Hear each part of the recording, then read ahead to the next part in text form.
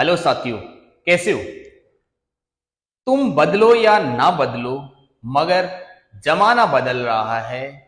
गुलाब पत्थर पे खिल रहे हैं और चराग आंधी में जल रहा है। मेरा ख्वाब और जुनून यही है, चराग वहां जला दूंगा जहां अंधेरा है। मैं आज एक इंपॉर्टेंट डिस्कशन लेके आया हूं नीट 2024 के लिए। अपन किस तरीके से बायोलॉजी पढ़ेंगे, किस तरीके से प्लानिंग बनाएंगे कि बायोलॉजी को जल्दी से जल्दी खत्म करेंगे और समझ के खत्म करेंगे। ऐसे टाइम पास नहीं करेंगे कि किस तरीके से अपन बायोलॉजी को अपनी मुट्ठी में कर सकते हैं और किस तरीके से 360 में से 360 नंबर मार सकते हैं। उस ये बायोलॉजी पढ़ाना स्टार्ट करने से पहले ये वीडियो बनाना बहुत जरूरी था। इस वीडियो में अपन बहुत सारे क्वेश्चंस को लेकर डिस्कशन करेंगे और एक क्लियरिटी के साथ में अपन बायोलॉजी पढ़ना स्टार्ट करेंगे। बहुत सारे बच्चों ने, क्योंकि टाइम बहुत निकल गया है, काउंसलिंग स्टार्ट चल रही है, काउंसलिंग चल भी रही है और काउंसलिंग चलती भी रहेगी, लेकिन जिन्होंने नीट का तैयारी स्टार्ट करना होता था वो कर दिया है। तो जिन्होंने नीट की तैयारी करनी थी वो अभी चालू कर रखी है। तो अब अपन, अगर मैं बोल रहा हूं कि अभी तक अगर आपने बायोलॉजी पढ़ना या फिर अभी तक आपने नीट की तैयारी सीरियसली स्टार्ट नहीं करी है तो मेरे साथ में आइएगा और बायोलॉजी को अपनी मुट्ठी में कर लीजिएगा।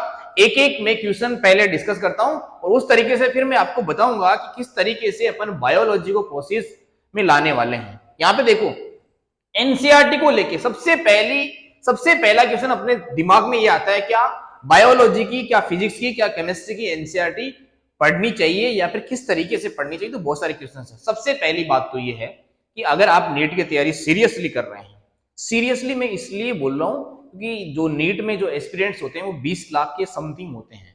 तो सीरियसली तैयारी कोई नहीं करता है, सीरियसली तैयारी करने वाले स्टूडेंट बहुत कम होते हैं, इसलिए मैंने सीरियसली वर्ड एक यूज किया है। तो सीरियसली किस तरीके से आप अगर तैयारी कर रहे हो तो मेरी बात ध्यान से सुनो कि एनसीईआरटी को आपको गीता कुरान सब मान लेना है एक साल के लिए। अगर आपने ये नहीं किया है कि मैंने जो एनसीईआरटी की जगह किसी दूसरी बुक को इंपॉर्टेंस दिया है तो कहीं ना कहीं आप सिलेक्शन से दूर चले जाओगे। पहले मैं यहाँ पे बताता हूँ कि सबसे पहला क्वेश्चन दिमाग में ये आ रहा है, सब बोल रहे हैं कि एनसीईआरटी पढ़ो, एनसीईआरटी पढ़ो, एनसीईआरटी पढ़ो। मुझे एनसीईआरटी पढ़ना ही नहीं आ रहा। एनसीईआरटी पढ़ने का मतलब है मैं पैराग्राफ पढ़ता हूं और एक पैराग्राफ खत्म करके दूसरे पैराग्राफ में जाता हूं तो मुझे पता ही नहीं चलता कि पहले पैराग्राफ में मैं क्या पढ़ के आया हूं, क्या समझ के आया हूं। तो एनसीईआरटी को पढ़ना कैसे, एनसीईआरटी को शुरू कैसे करना है? तो एनसीईआरटी को शुरू करने से पहले मैं तुम्हें बताता हूं, क्या टीचर के साथ में एनसीईआरटी पढ़नी चाहिए? क्या जब भी टीचर पढ़ा रहा होता है तब एनसीईआरटी में देख दे कि उसे देखना चाहिए?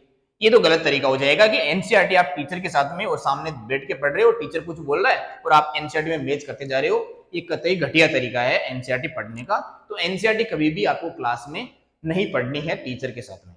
टीचर जब पढ़ा रहा होता है तो आपको कॉन्सेप्ट को ध्यान से सुनना होता है। अगर आपने टीचर के कॉन्सेप्ट को ध्यान से नहीं सुना है तो आपके कॉन्सेप्ट हमेशा के लिए वीक रह जाएंगे।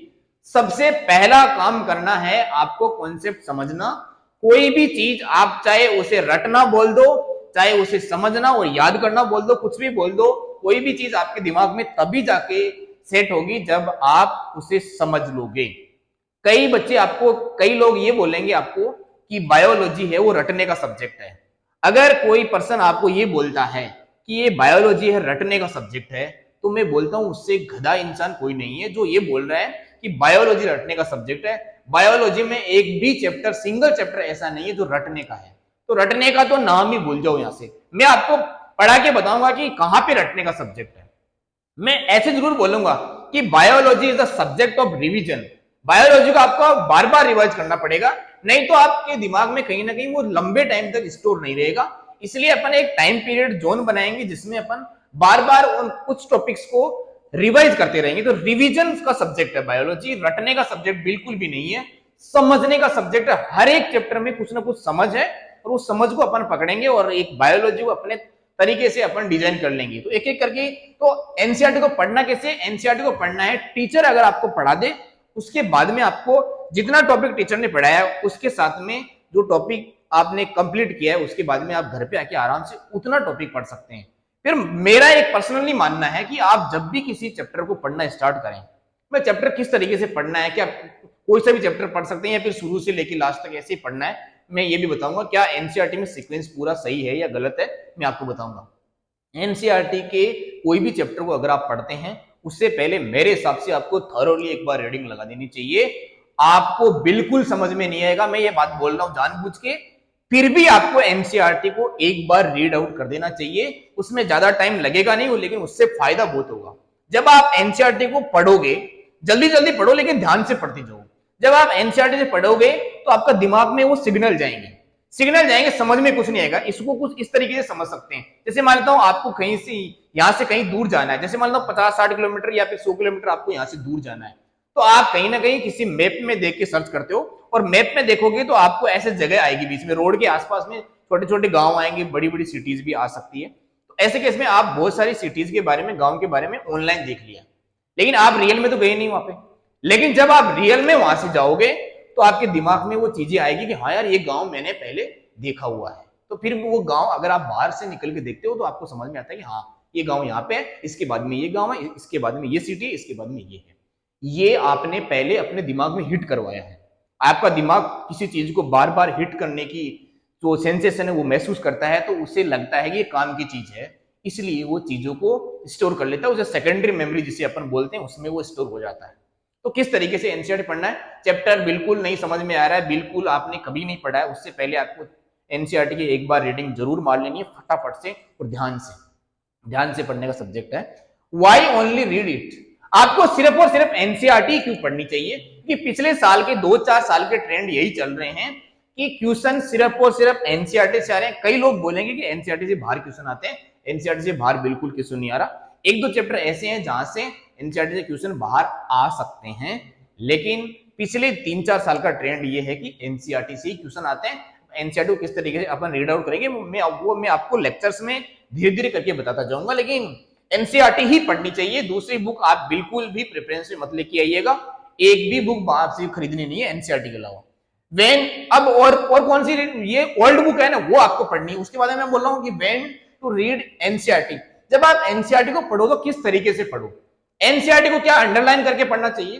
क्या एनसीईआरटी की हर एक लाइन के नीचे लाइन खींच देनी चाहिए? नहीं, ये गलत बात है। क्यों अपन एनसीईआरटी के नीचे लाइन खींचते जाते हैं, उसका मैं यहाँ पे बात करूंगा। एवरी लाइन इज इंपॉर्टेंट, क्या एनसीईआरटी की सारी लाइन इंपॉर्टेंट है? कई लोग आपको बोलेंगे कि एनसीईआरटी की एक एक लाइन को चाट जाओ।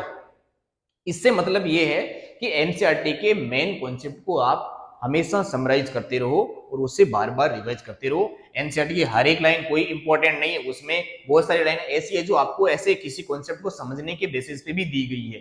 जैसे मैं आपको लिविंग वर्ल्ड वाला पहला चैप्टर लेके बताता हूँ, तो उसमें शुरुआत में ये लिखा हुआ है कि चिड़िया चहचहाती है, घोड़े दौड़ते हैं। तो ऐसी चीजें आपको याद थोड़ी करनी है, तो वो लाइन कोई इंपॉर्टेंट थोड़ी है, लेकिन वो एक उस चैप्टर की अंडरस्टैंडिंग बढ़ाने के लिए, उस चैप्टर में आपको इन्वॉल्व करने के लिए वो दिया हुआ है। इसलिए हर एक लाइन इंपॉर्टेंट नहीं है, मेन कॉन्सेप्ट है वो इंपॉर्टेंट है, तो वो मैं आपको ड्यूरिंग लेक्चर बताता रहूंगा ध्यान से।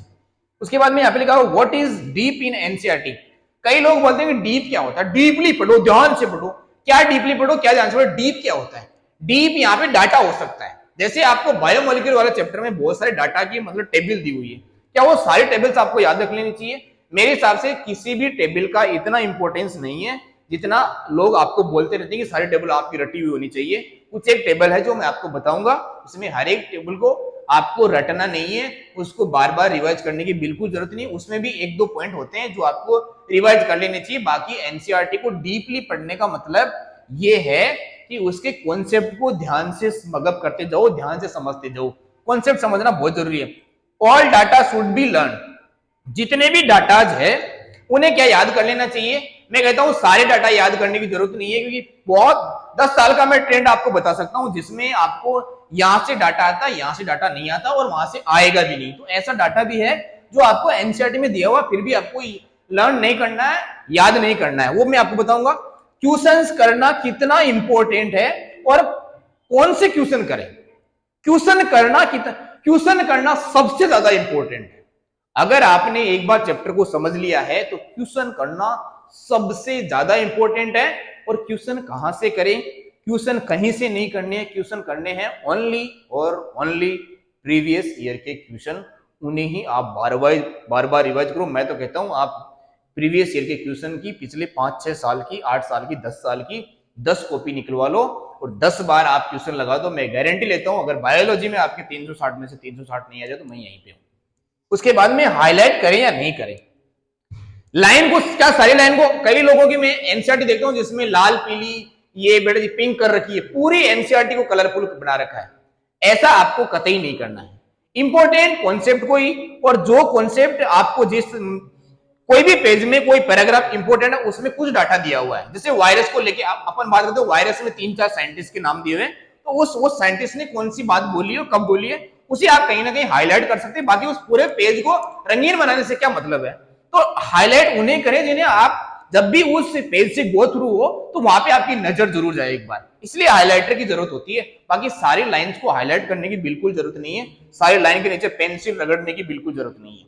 उसके बाद में बोला कि एक्स्ट्रा कहां से पढ़ें, क्या एनसीईआरटी से एक्स्ट्रा पढ़ना चाहिए। एनसीईआरटी से एक्स्ट्रा पढ़ना चाहिए आप जिस भी टीचर को फॉलो करते हैं, आप जिस भी, चाहे वो ऑफलाइन टीचर हो सकता है, वो ऑनलाइन हो सकता है, वो कोई भी टीचर हो सकता है, जिस भी टीचर को आप फॉलो करते हैं उस टीचर के नोट्स पढ़ लो और उसके बाद में एनसीईआरटी पढ़ लो। एक भी कॉन्सेप्ट आपको बाहर से नई बुक लाके मार्केट से ट्राई नहीं करना है, नहीं तो कहीं ना कहीं आप ज्यादा टाइम खराब करोगे और वो जो टाइम आप ज्यादा खराब करोगे वो फिर फिजिक्स केमिस्ट्री के लिए कम पड़ जाएगा, आपकी फिजिक्स केमिस्ट्री वीक रह जाएगी और आप नीट वाले बच्चों की फिजिक्स केमिस्ट्री में ही नंबर कम आते हैं, इसीलिए आपका हर बार सिलेक्शन रुकता है। तो मेरी बात ध्यान से सुनेंगे। अब ये तो मैंने क्वेश्चन बताए, अपन किस तरीके से बायोलॉजी डिजाइन करते हैं और अपन किस तरीके से बायोलॉजी पढ़ते हैं। तो मैंने यहाँ पे क्वेश्चन लिख रखे हैं कि हम बायोलॉजी कैसे पढ़ेंगे, अपन सब मिलके बायोलॉजी कैसे पढ़ेंगे। मैं आपको पढ़ाऊंगा और आपको किस तरीके से मेरे साथ में बायोलॉजी पढ़ना है। तो मैं तुम्हें बताता हूं कि यार बायोलॉजी का मतलब क्या होता है। बायोलॉजी का मतलब मैं सिंपल सा अगर बताना तो बायो का मतलब होता है लिविंग, बायो का मतलब क्या होता है लिविंग, और लॉजी का मतलब होता है स्टडी करना। एकदम सिंपल टर्म है कि बायोलॉजी का मतलब होता है लिविंग ऑर्गेनिज्म का स्टडी करना। अच्छा, कुछ बातें ऐसी भी आएगी जिसमें लिविंग और नॉन लिविंग का इंटरेक्शन का स्टडी भी अपन करेंगे, तो वहां पे भी अपन बायोलॉजी टर्म यूज कर सकते हैं। लेकिन बायोलॉजी का सिंपल सा मीनिंग क्या है, लिविंग ऑर्गेनिज्म का स्टडी करना बायोलॉजी होता है। अब मुझे बताओ बायोलॉजी को कैसे चालू करना चाहिए। एक 11th क्लास का बच्चा जो कुछ नहीं जानता उसे बायोलॉजी कैसे चालू करना चाहिए। 11th क्लास के बच्चे को बायोलॉजी क्या होता है इससे चालू करना चाहिए। वो कम से कम ये तो पता होना चाहिए कि मैं जो सब्जेक्ट पढ़ना चाह रहा हूं वो कौन से टाइप का सब्जेक्ट है, किसके बारे में मैं पढ़ना चाह रहा हूं। तो बायोलॉजी अगर आप पढ़ो तो सबसे पहले आपको बायो का मतलब पता होना चाहिए, मतलब आपको लिविंग वर्ल्ड का जो फर्स्ट कॉन्सेप्ट दे रखा है वो पेज आपको आना चाहिए, पहला दूसरा पेज आना चाहिए। ओल्ड एनसीईआरटी का पहला दूसरा पेज अगर आपको नहीं आता है तो आप बायोलॉजी स्टार्ट नहीं कर सकते। इसका मतलब आपको लिविंग के कैरेक्टरिस्टिक फीचर, डिफाइनिंग फीचर पता होने चाहिए, उसके बाद में आपको बायोलॉजी स्टार्ट करनी चाहिए। उसके बाद में मैं ये बोलता हूं कि एक लिविंग का जो बेसिक यूनिट क्या होता है, फंक्शनल स्ट्रक्चर और ये जो बेसिक यूनिट है ये होता क्या। तो बायोलॉजी का बेसिक यूनिट या फिर किसी लिविंग ऑर्गेनिज्म का लाइफ का बेसिक यूनिट क्या होता है, सेल। तो ये मेन टर्मिनोलॉजी लिविंग के बारे में पढ़ने के बाद में आपको सेल चैप्टर पढ़ना चाहिए। तो मैंने यहाँ पे क्वेश्चन ये लिख रहा है, क्या बायोलॉजी पढ़ने का सीक्वेंस होता है। हाँ, बायोलॉजी पढ़ने का सीक्वेंस होता है। आपको बायोलॉजी में जैसे चैप्टर दिए वैसे सीक्वेंस अगर आप पढ़ोगे तो कहीं ना कहीं आपको बायोलॉजी समझ में नहीं आएगी। मैं गारंटी लेता हूं, मैं जिस सीक्वेंस से आपको बायोलॉजी पढ़ाऊंगा एक एक चैप्टर को आपके दिमाग में छापता जाऊंगा। तो पहले मैं आपको क्या पढ़ाऊंगा, लिविंग वर्ल्ड का जो पहला चैप्टर है उसके 2-3 पेज में आपको पहले पढ़ाऊंगा। उसके बाद में टेक्सोनॉमी चालू हो जाती है और टेक्सोनॉमी और बायोलॉजी के क्लासिफिकेशन को अपन साथ में पढ़ेंगे। तो वो एक सेपरेट टॉपिक है मेरे हिसाब से। पहला पोर्शन, फिर सेल। सेल के हर एक कॉन्सेप्ट को, हर एक पार्ट को अपन एकदम डिटेल में पढ़ेंगे, डीपली पढ़ेंगे, वो सारे कॉन्सेप्ट जान लेंगे। और सेल समझ में आ गया ना तो सब्जेक्ट किसका है, सब्जेक्ट लिविंग ऑर्गेनिज्म का है। तो सब्जेक्ट का जो लिविंग ऑर्गेनिज्म है उसकी बेसिक यूनिट के बारे में अगर आप सब जानते हैं तो फिर कौन सा चैप्टर बच जाता है जो आपको समझ में नहीं आएगा। तो सेल वाला चैप्टर पढ़ेंगे, सेल डिवीजन पढ़ेंगे, फिर अपन पढ़ेंगे बायोमोलिक्यूल। बायोमोलिक्यूल में बायो में रहने वाले मॉलिक्यूल, तो लिविंग ऑर्गेनिज्म में कौन कौन से मॉलिक्यूल्स रहते हैं, उसमें कार्बोहाइड्रेट कैसे रहता है, लिपिड क्या होता है, प्रोटीन क्या होता है, न्यूक्लिक एसिड क्या होता है, एंजाइम किस तरीके से एक्ट करते हैं, टेम्परेचर का क्या रोल है, पीएच का क्या रोल है, सारी चीजें अपन उस बायोमोलिक्यूल में पढ़ लेंगे। सेल बायोमोलिक्यूल वाला यूनिट अगर आपने सही ढंग से पढ़ लिया तो मैं गारंटी लेता हूं बायोलॉजी आपको एकदम चुटकी में सोल्व होने की सब्जेक्ट है। तो ये बायोलॉजी का सीक्वेंस अपन बनाएंगे। तो मैं आपको लिविंग वर्ल्ड का पहला पोर्शन सेल, सेल के बाद में आप जो बोलोगे वो पोर्शन में आपको पढ़ा दूंगा, क्योंकि उसके बाद में आपको एक तरीके की नई सीक्वेंस। अब ह्यूमन फिजियोलॉजी की मैं अगर बात करूं तो ह्यूमन फिजियोलॉजी में क्या है, ह्यूमन फिजियोलॉजी में जो डाइजेस्टिव सिस्टम का चैप्टर है वो अभी हटा दिया गया, लेकिन अपन पढ़ेंगे उसे एक सीक्वेंस में पढ़ेंगे। किस तरीके से खाना खाते हैं, किस तरीके से खाना खाने के बाद में वो डाइजेस्ट होता है, तो डाइजेशन पढ़ लेंगे। उसके बाद वो डाइजेस्ट होने के बाद में मिक्स होकर ब्लड में कहां पे पहुंच रहा होता है, सेल में, तो अपन सर्कुलेटरी सिस्टम पढ़ेंगे। सर्कुलेटरी सिस्टम का काम हुआ कि खाने को पहुंचा दिया। उसके बाद में क्या हुआ, सेलुलर रेस्पिरेशन, तो रेस्पिरेशन वाला चैप्टर आता है। सेलुलर रेस्पिरेशन कंप्लीट हुआ तो एनर्जी सप्लाई होगी, सभी सेल को एनर्जी मिल गई। अब सभी सेल को एनर्जी मिल गई तो सेल उछल कूद करेगी, तो क्या आएगा, तो आएगा मूवमेंट एंड लोकोमोशन। तो वो जो लोकोमोशन और मूवमेंट है वो चैप्टर पढ़ेंगे। उसके बाद में क्या बोला, उसके बाद में बोला कि अब ये जो भी काम चल रहा है किसी से कंट्रोल हो रहा है कि नहीं हो रहा, तो कुछ ऑर्गन कंट्रोल हो रहे हैं इनडायरेक्टली और डायरेक्टली कंट्रोल होता है। फिर न्यूरल कंट्रोल और कोऑर्डिनेशन ये पढ़ेंगे, और लास्ट में ये पढ़ेंगे जो ये कंट्रोल हो रहा है क्या ये न्यूरॉन सेल से कंट्रोल हो रहा है या फिर किसी हार्मोन का या एंजाइम का भी रोल है। तो लास्ट में आता है एंडोक्राइन सिस्टम। इस तरीके से हम ये फिजियोलॉजी का सीक्वेंस बनाएंगे।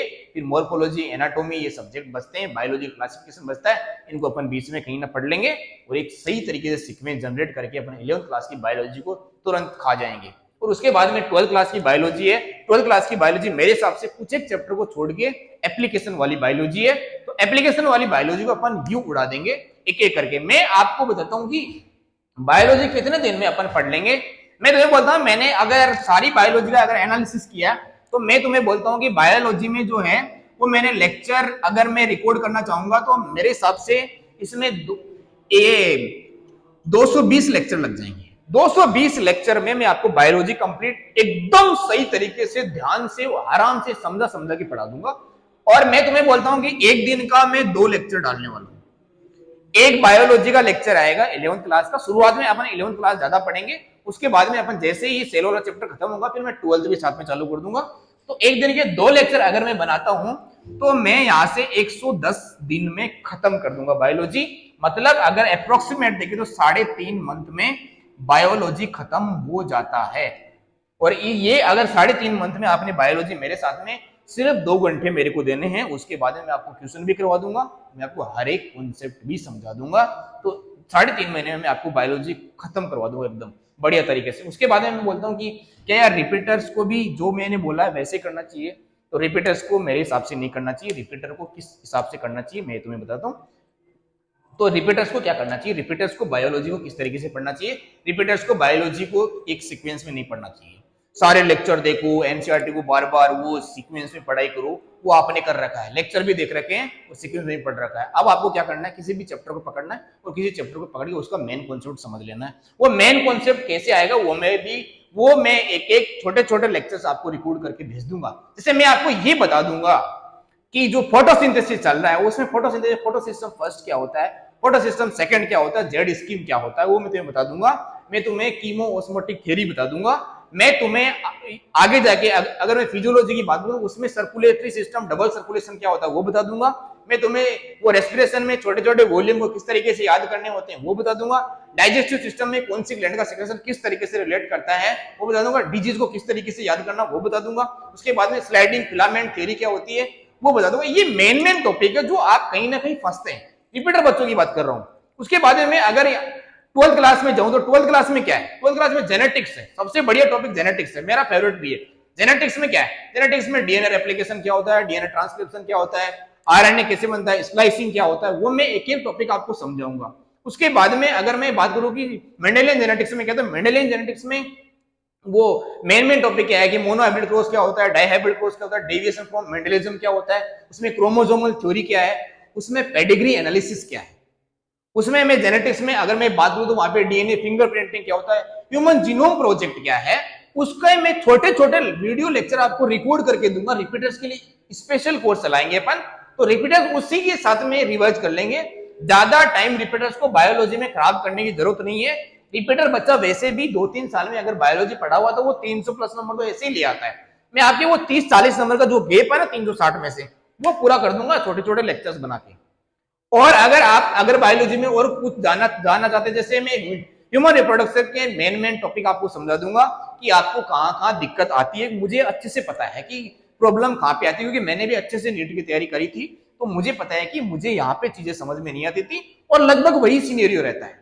इसलिए मैं आपको बायोलॉजी पढ़ना और ये जो मेन टॉपिक है वो रिवाइज करना भी सिखा दूंगा। मैं आपको रेस्पिरेशन वाले चैप्टर में जो अपन वहां पे रेस्पिरेशन लिख रखा है, लेकिन वो एक तरीके से लिविंग ऑर्गेनिज्म का रेस्पिरेशन, सेल में किस तरीके से रेस्पिरेशन, ग्लाइकोलाइसिस क्या होता है मैं आपको बताऊंगा, क्रेब्स साइकिल कैसे चलता है, ईटीएस कैसे चलता है, सारी चीजें मैं आपको एक एक सीक्वेंस में बताऊंगा।